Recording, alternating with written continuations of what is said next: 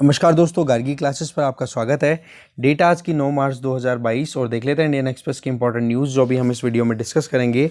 सबसे पहले हम बात करेंगे एक्सप्लेन पेज पे दो आर्टिकल्स हैं, उनको हम डिटेल में देखेंगे।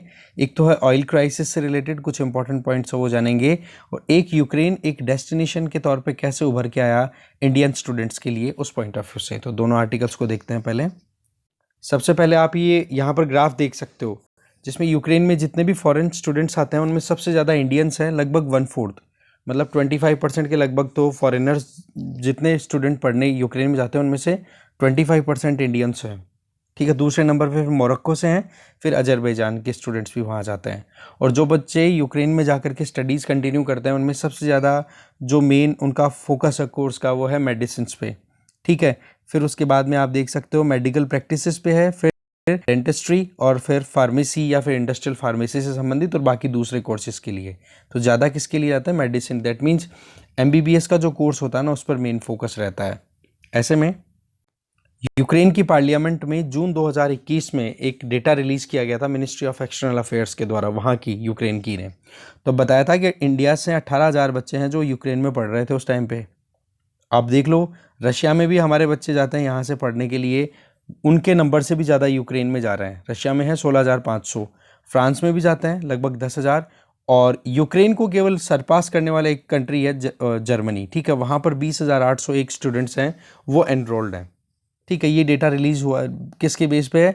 यूनेस्को इंस्टीट्यूट फॉर स्टैटिस्टिक्स के डेटा पे बेस्ड है कि जो स्टूडेंट्स हैं वो कितने मोबाइल हो रहे हैं एजुकेशन के लिए अपने देश को छोड़ करके।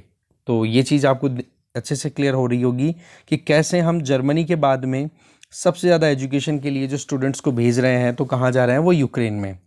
अब ये बात है कि दूसरे और कंट्रीज़ के कौन कौन से जो स्टूडेंट्स हैं वो आ रहे हैं, वो हमने ऑलरेडी लिस्ट में देख लिया, वो इतना हमारे लिए इम्पोर्टेंट नहीं है। ठीक है, हमारे लिए इम्पोर्टेंट ये आ जाता है कि यूक्रेन ऐसे एक अट्रैक्टिव डेस्टिनेशन कैसे बना। तो इसके पीछे एक दो कारण बताए जा रहे हैं। पहला कारण तो क्या है, वहाँ पर स्टडीज़ क्या है, थोड़ी सस्ती है। दूसरा कारण ये बताया जा रहा है कि यूक्रेन के मेडिकल कॉलेजेस से पास आउट होने के बाद में जो मेडिकल डिग्री मिलती है ना, उससे वो यूरोपियन कंट्रीज़ में जाकर के अपनी प्रैक्टिस को कंटिन्यू कर सकते हैं। ठीक है, तो एक तरीके से मेडिकल सर्टिफिकेट लिया यूक्रेन से और वहाँ से फिर यूरोप में सेटल होने का एक प्रोग्राम दिमाग में सेट रहता है। तीसरा ये बताया जा रहा है कि जो वहाँ पर एंट्रेंस है उसके लिए ज़्यादा माथापच्ची नहीं है एग्ज़ाम का, जैसे हमारे नीट एग्ज़ाम होता है, इतना टफ कंपटीशन है, तो इतना कुछ वहाँ पर हर्डल वाली चीज़ नहीं होती है। तो ये सारे फैक्टर्स है ना, ये फेवर कर रहे थे। इसी वजह से आप देख सकते हो कि जर्मनी में सबसे ज़्यादा हमारे स्टूडेंट्स हैं, उसके बाद में जो एमबीबीएस करने के लिए जो स्टूडेंट्स जाते हैं वो ज़्यादातर, या फिर हमारे स्टूडेंट आउट ऑफ इंडिया कहीं जा रहे हैं तो वो यूक्रेन में ही जा रहे हैं। ठीक है, तो ये चीज़ यहाँ पे बताई जा रही है। फिर सवाल ये आ जाता है कि यूक्रेन में जो पढ़ाई दी जा रही है, पढ़ाई कराई जाती है, वो किस क्वालिटी की है। तो देखो, अभी यूक्रेन में पढ़ाई जो है ना वो एक तरीके से स्टैग्नेंट है, मतलब फंसी पड़ी है। कैसे फंसी पड़ी है? उसके पीछे यूक्रेन यूएसएसआर का पार्ट था, तो वहाँ से डिसइंटीग्रेट होना, और दूसरा यूक्रेन अब धीरे धीरे अपने आप को इंटीग्रेट कर रहा था वेस्टर्न कंट्रीज़ के साथ में। तो इन दोनों चीज़ों के चलते एक तो जो सोवियत इरा का इन्फ्लुएंस है ना उसमें कुछ चेंजेज आए, तो उसको बोल दिया नियो सोवियत, और एक हो गया neo liberal contestation. That means जो आज हमारे यहाँ पर एजुकेशन देने का जो तरीका है, जिसमें हम वेस्टर्न कंट्रीज़ का जो पढ़ाने का तरीका है मेडिकल एजुकेशन में, वो हम प्रोवाइड करते हैं इंडिया में। ठीक है, तो उन दोनों के बीच में एक डिलेमा में फंसी पड़ी हुई है यूक्रेन की एजुकेशन। ठीक है ना, तो एजुकेशन क्वालिटी इतनी अप टू द मार्क नहीं है कि बच्चे वहाँ जा करके बहुत कुछ सीख करके आता है, पर वही चीज़ है कि वहाँ पर सस्ता है, प्रॉब्लम थोड़ी कम है, यूरोपियन यूनियन या यूरोपियन कंट्रीज़ में एंट्री आसान हो जाती है यूक्रेन की मेडिकल सर्टिफिकेट के बेसिस पे, है कि नहीं? तो ये कारण है। जबकि यूक्रेन की खुद की एजुकेशन जो है ना वो इतनी ज़्यादा फंसी पड़ी है, जिसके कारण यूक्रेन के जो बच्चे हैं खुद के, वो यूक्रेन को छोड़ करके एब्रोड जा करके एजुकेशन लेते हैं। तो इतना है, आप देख सकते हो। तो एजुकेशन लेवल इतना अच्छा नहीं है, बाकी और जो फैक्टर्स हैं वो ज़्यादा इंपॉर्टेंट हो जाते हैं। ठीक है, तो ये चीज़ हमने देख ही ली कि क्यों हमारे स्टूडेंट्स यूक्रेन को प्रेफर करते हैं, हमने देख लिया ये। ठीक है, आगे चलते हैं। नेक्स्ट है लूमिंग ऑयल क्राइसिस। अभी क्या देखो, आपको पता है कि क्रूड ऑयल की प्राइस कितनी बढ़ चुकी है ना, तो ऐसे में यूरोप में जो एनर्जी सिक्योरिटी है, एनर्जी सप्लाई है ना, उसको हम थोड़ा समझें कि यूरोपियन कंट्रीज़ को एनर्जी सप्लाई रशिया से कितना कितना मिलती है, तो इसके लिए कौन कौन सी गैस पाइपलाइंस काम कर रही हैं, तो उनके नाम यहाँ पर है। हो सकता है इनमें से क्वेश्चन बन जाए प्रीलिम्स में या कहीं पर भी कि रिसेंटली यामल यूरोप, फिर कोमा लगा दिया, ब्रदरहुड, फिर कोमा लगा दिया, टर्किश स्ट्रीम, और फिर कोमा लगा दिया नॉर्ड स्ट्रीम। ये न्यूज़ में थी। ये क्या है? ये सारी की सारी गैस पाइपलाइंस हैं जो कि रशिया से गैस लेती हैं और यूरोपियन कंट्रीज़ में गैस सप्लाई करती हैं, नेचुरल गैस। ठीक है ना? तो ये 4 मेन नाम आ गए। एक यहाँ पर देख सकते हो, ब्रदरहुड देख सकते हो, टर्किश स्ट्रीम देख सकते हो, और ये नॉर्ड स्ट्रीम। और नॉर्ड स्ट्रीम 2 तो देखो अंडर फंक्शन अभी आई नहीं है, क्योंकि ये रशिया ने इन्वेड कर दिया, तो इसको अभी तक जर्मनी ने अप्रूवल दिया नहीं है। बाकी ये चारों तो अभी अंडर फंक्शन है। ठीक है ना? और बाकी हाँ, ये यूक्रेन के थ्रू जो जा रही है ना, उसमें सप्लाई। अब ये अंडर फंक्शन होने के बाद में जो सैंक्शंस लगाए गए हैं रशिया पे, तो उसमें यूरोप को बहुत ज़्यादा रिस्क है, क्योंकि सीधी सी बात है, एनर्जी सिक्योरिटी अगर आपकी नहीं है इंश्योर्ड, तो फिर रिस्क ही है फिर कंट्री के लिए। आज ये तो हो गया यूरोप की गैस की डिपेंडेंसी रशिया पे। दूसरा, ये इधर ग्राफ चार्ट जो बताया हुआ है, इसमें है कि वर्ल्ड में ऑयल प्रोड्यूसर कंट्रीज़ की बात करें तो 2020 में जितना ऑल ओवर वर्ल्ड प्रोड्यूस हुआ था ना क्रूड ऑयल, उसका 72% जो प्रोड्यूस करने वाले टॉप 10 कंट्रीज़ थे, उनमें सबसे टॉप पे है यूनाइटेड स्टेट्स। मतलब क्रूड ऑयल प्रोडक्शन में यूनाइटेड स्टेट्स सबसे आगे चल रहा है इस टाइम पे 20%। फिर सऊदी अरब है, फिर रशिया है। तो अब आप देख सकते हो रशिया का रोल।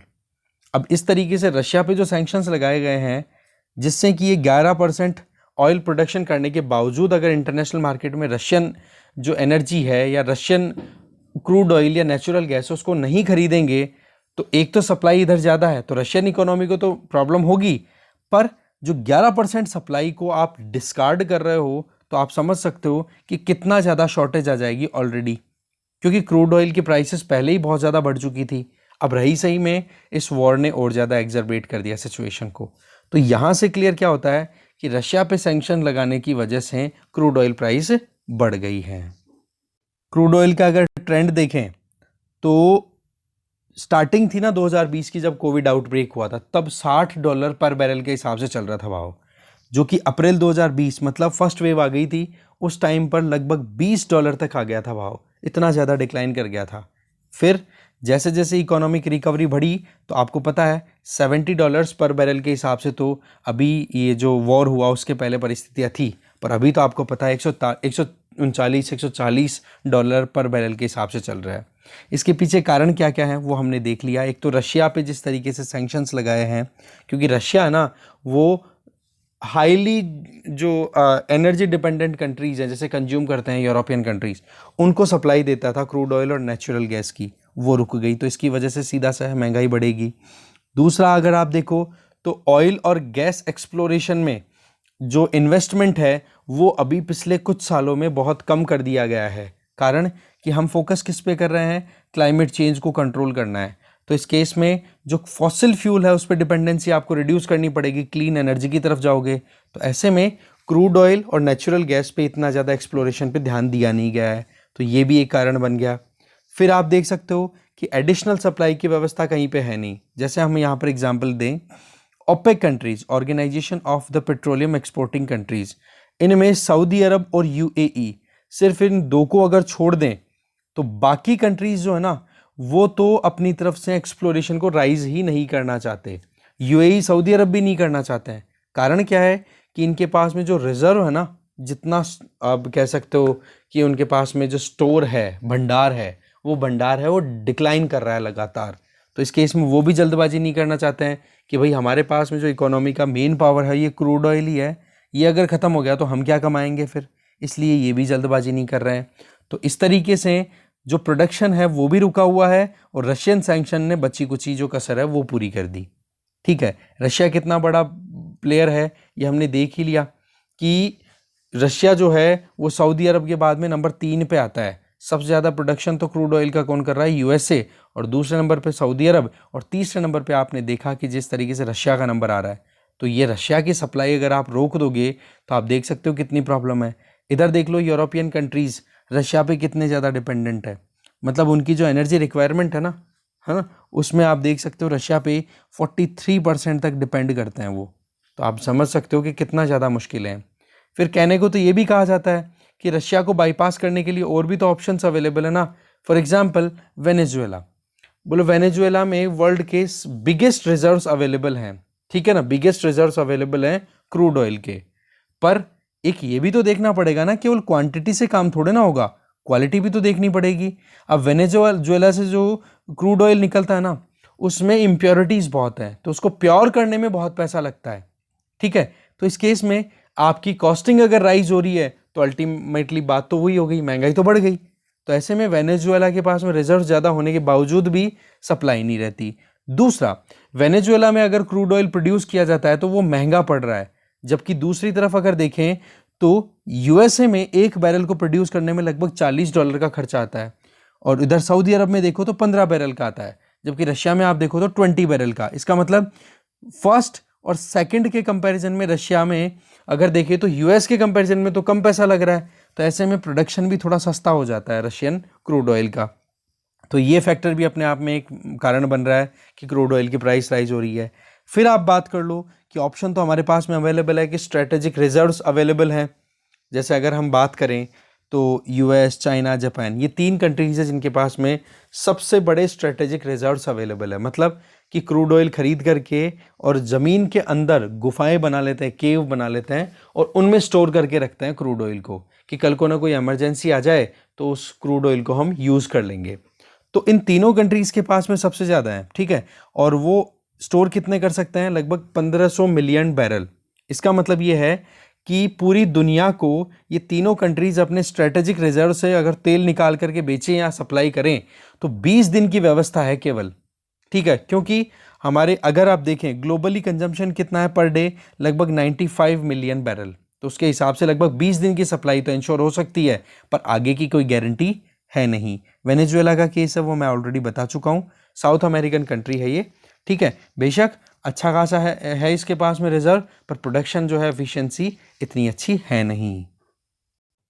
तो इस तरीके से यूरोपियन कंट्रीज़ की जो एनर्जी क्राइसिस है वो बढ़ गई है।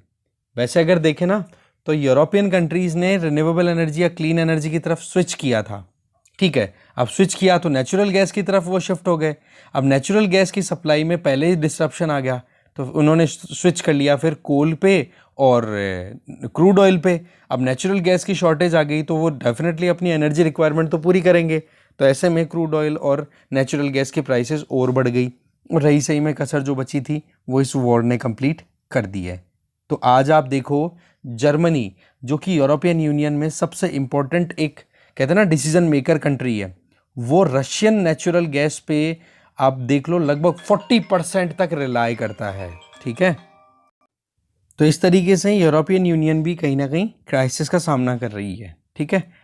और इधर भी देख सकते हो, और हमारे जैसे कंट्रीज़ को तो प्रॉब्लम हो ही रही है। कोविड की वजह से ये चीज़ देखने को मिली है कि जो बूढ़े लोग हैं, ठीक है, जिनकी एज 51 टू 81 ईयर्स के बीच में है, देखा गया कि उनकी ब्रेन साइज़ है ना वो रिड्यूस हुई है। कुछ एबनॉर्मेलिटीज़ हैं वो देखने को मिली है जिनको कोविड इन्फेक्शन हुआ है, एज जिनकी 51 टू 81 रही है, ठीक है। तो ये चीज़ एक स्टडी में साइंटिस्ट ने डिस्कवर की है, यही चीज़ इसमें फिर घूम घूम के बताई जा रही है। तो कोविड का एक साइड इफ़ेक्ट और मिल गया, ठीक है जी। आगे चलते हैं, नेक्स्ट फ्रंट पेज पे नज़र डालें तो देखो China India stand of continue है ही। तो ऐसे में नेक्स्ट राउंड की बातचीत के लिए 11 मार्च डेट फाइनल हुई है, जिसमें चाइना और इंडिया की तरफ से मिलिट्री लीडर्स हैं वो बैठेंगे, बातचीत करेंगे। और ये बातचीत कहाँ पे होगी? चुशुल मोल्दो बॉर्डर के पास में, ठीक है। वही ईस्टर्न लद्दाख वाले रीजन की हम बात कर रहे हैं, ठीक है। तो ये एक थोड़ा सा देखते हैं आगे आउटकम क्या निकल के आता है। इसके अलावा आप देख सकते हो लास्ट जो ग्रुप था स्टूडेंट्स का, उनको भी निकालने में हम सक्सेसफुल हो रहे हैं। तो ऐसे में ये भी चलो ठीक है, हो गया मेन पॉइंट जो था। इसके अलावा यहाँ पर हाँ, अभी 27 ऑफ मार्च से इंटरनेशनल फ़्लाइट्स हैं वो रेगुलर हो जाएगी। लगभग 2 साल के बाद में इस तरीके की ये फ़्लाइट्स हैं वो स्टार्ट होंगी, क्योंकि अभी तो क्या है डायरेक्ट हमारे यहाँ से फ़्लाइट्स नहीं जा रही थी। अगर जाना था तो पहले दुबई जाओ और दुबई से फिर कहीं और जा सकते थे। कुछ कंट्रीज़ थे जिनसे सीधी हमारी कम्युनिकेशन अवेलेबल था, एयर कम्युनिकेशन, आना जाना, ठीक है। बाकी अभी डायरेक्टली इंटरनेशनल फ़्लाइट्स अब 27 मार्च को शुरू होगी, पूरे 2 साल के बाद में, आगे चलते हैं। पेज नंबर 5 पे एक न्यूज़ है कि नेशनल फूड सिक्योरिटी एक्ट के अंदर में नए बेनिफिशियरीज को मई 2020 के बाद में ऐड नहीं किया गया। ये शिकायत है राजस्थान गवर्नमेंट की। तो यहाँ पर तो देखो ज़्यादा कुछ इंपॉर्टेंट नहीं है, बट हमारे लिए जो इम्पोर्टेंट है वो है नेशनल फूड सिक्योरिटी एक्ट के बारे में पढ़ना। तो इसके बारे में आप एक बार ज़रूर पढ़ोगे, नोट्स भी आप बना लेना। इसके आगे देखें, फिर हम आ गए इकोनॉमी पेज पे। देखो इकोनॉमी पेज पे नीति आयोग ने अपने मिशन के लिए स्नैप के साथ पार्टनरशिप की है। मिशन क्या है?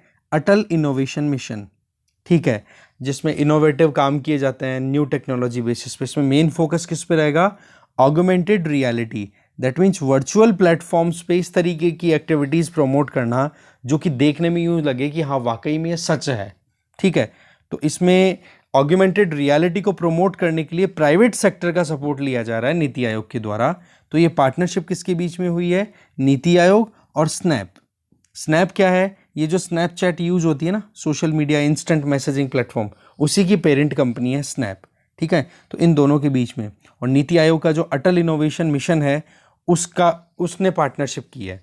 और इसके अंडर में क्या होता है कि अटल टिंकरिंग लैब जो होती है, जहाँ पर इंक्यूबेशन सेंटर्स भी अवेलेबल होते हैं, जहाँ पर जो स्कूल गोइंग स्टूडेंट्स हैं या फिर आप कह सकते हो कि मतलब शुरुआती लेवल पे जो लर्निंग हो सकती है ना, आर्टिफिशियल इंटेलिजेंस, ऑगमेंटेड रियलिटी, इनमें तो उस चीज़ को इंश्योर करने के लिए ये एक तरीके की डील फाइनलाइज हुई है। इससे क्या होगा कि जो नेशनल एजुकेशन पॉलिसी का जो टारगेट है ना, कि बच्चों को कोडिंग में, इनमें अगर इंटरेस्ट है, आर्टिफिशियल इंटेलिजेंस, या फिर हम इंडिया की बात करें तो इंडस्ट्रियल रेवोल्यूशन 4.0 में इंडिया एक लीडरशिप स्किल रोल प्ले एक कहते हैं ना, लीडर का रोल प्ले करना चाहता है। तो उस पॉइंट ऑफ व्यू से डील अपने आप में इम्पॉर्टेंट हो जाती है, ठीक है ना।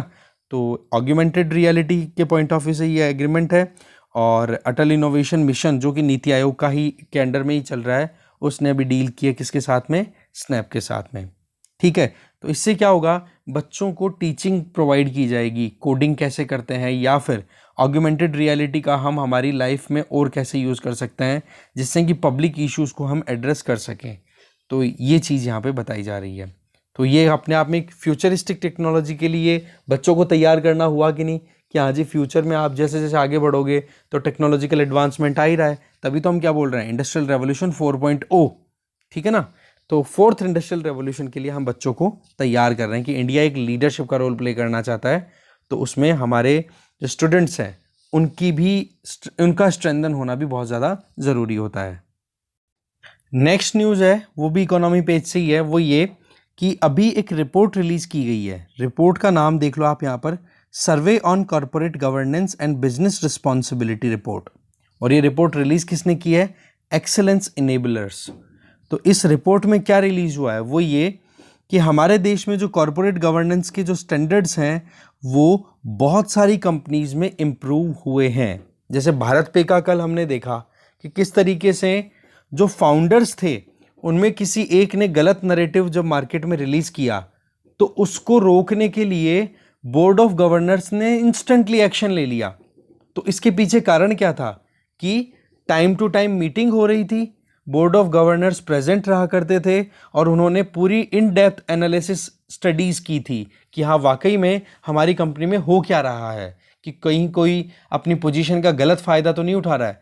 तो वो चीज़ें क्या करती हैं? अपने आप में कॉन्फिडेंस दिलाती है इन्वेस्टर्स को, एम्प्लॉयज़ को, और इससे देखो इंडिया की भी रेपुटेशन है वो अच्छी बनती है, जिससे कि फॉरेनर्स फिर बाद में इन्वेस्ट करने से कतराते नहीं हैं।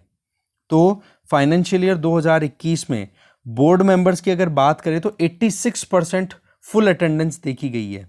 तो ये अपने आप में बहुत ही अच्छी बात है कि 86% बोर्ड मेंबर्स जो थे उन्होंने अपनी फुल अटेंडेंस दी है, चाहे कितनी बार मीटिंग हुई हो, जो कि 2020 में कितना हुआ करती थी? 2020 फाइनेंशियल ईयर का मतलब 2019-20 की बात हम कर रहे हैं, 63%। तो आप देख सकते हो कितना इंप्रूवमेंट हुआ है। इंडिपेंडेंट डायरेक्टर्स जो कि एम्प्लॉयज़ के लिए या इन्वेस्टर्स के लिए वो उनकी वेलफेयर की बात करते हैं, उनके फेवर की बात करते हैं, जब भी बोर्ड मीटिंग होती है उन्होंने तो 100% अपनी प्रेजेंस दिखाई है। तो ये शो क्या करता है कि वाकई में कॉर्पोरेट गवर्नेंस हमारे यहाँ पर इम्प्रूव हो रहा है। तो ये रिपोर्ट है, आप कोट कर सकते हो जब भी गवर्नेंस की बात आए, कॉर्पोरेट गवर्नेंस की बात आए, या फिर प्रीलिम्स में क्वेश्चन आ सकता है कि सर्वे on corporate governance and business responsibility report recently news में थी, किसने रिलीज़ की? तो आंसर है एक्सेलेंस इनेबलर्स। ठीक है, आगे चलते हैं। नेक्स्ट न्यूज़ है वर्ल्ड पेज से। ज़्यादा कुछ तो इंपॉर्टेंट नहीं है, बस इतना ही है कि यूएस में जो सिख्स रहते हैं उनका ये कहना है कि हमारे साथ में भेदभाव बहुत होने लग गया है पब्लिक प्लेस पे, तो कांग्रेस दैट मीन्स यूएसए की पार्लियामेंट को कुछ एक्शन लेने चाहिए। ये चीज़ यहाँ पे बताई जा रही है। बलूचिस्तान जो कि पाकिस्तान की साउथ वेस्ट रीजन में लोकेटेड प्रोविंस है, वहाँ पर बॉम्ब ब्लास्ट हुआ है। ठीक है, जहाँ पर ग्वादर पोर्ट है ना, ये बलूचिस्तान में लोकेटेड है, वहीं पर।